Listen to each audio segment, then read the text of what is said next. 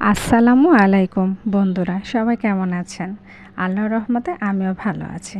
আজ দেখতেই বুঝতে পাচ্ছেন যে ইফতারি নিয়ে আজকে আমার ব্লগটা। তো যেটাই হোক, আজকে আমি ইফতার করব আমার বিশেষ একজন লোকের সঙ্গে। বলতেই পারেন এখানে তো সব সাদামাটা মানুষ, তো বিশেষ লোকটা কে?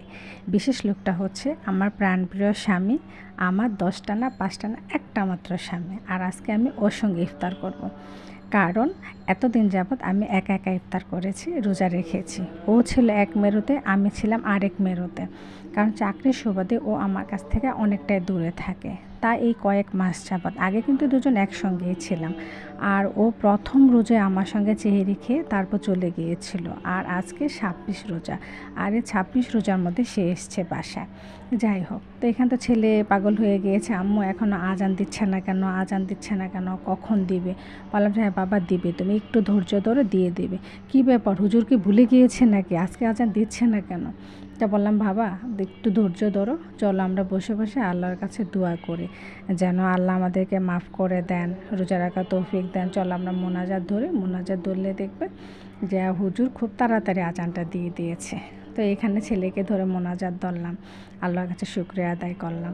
তো করার পর এতক্ষণে আজানটা দিয়ে দিয়েছে, আমরা ইফতার করে নিয়েছি। আর ইফতার করার পর যে রুমের কি অবস্থা থাকে, এটা আশা করে বাসার যে গৃহিণী আপুরা আছেন ওনারা বুঝতে পারেন। আর এখানে আমার উপরে ফ্লোরে ভাবির জন্য আমি কিছু হালিম আর তরমুজ রেডি করছি ওনার বাসায় পাঠানোর জন্য, যে এখন যে ভাবিকে দিয়ে আসি ইফতারের পরে, কারণ ইফতার আগে একদমই সময় করতে পারিনি। এদিক দিয়ে আপনার ভাইয়া আমাকে কাজে কিছু হেল্প করছে। আমি ভাবছি যে এত কিছু আমি কীভাবে করব, কীভাবে দেবো, কীভাবে কী সামলাবো। ও বলছে দাও আমি এগুলি দিয়ে দিই। তো প্রায় সময় ও আমার কাজে হেল্প করে টুকিটাকি জিনিসের মধ্যে।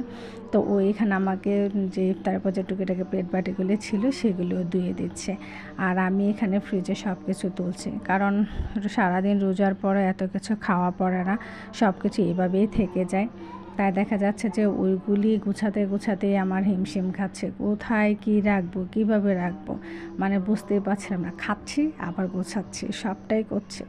এদিক দিয়ে দেখুন রুমের অবস্থা, মানে এলোমেলো গোছাতে গোছাতে আমি শেষ। আর এদিক দিয়ে সোফা টোফার অবস্থা, কুশন কাপড়গুলো ধোয়া হয়েছে, এগুলো লাগানো হয়নি।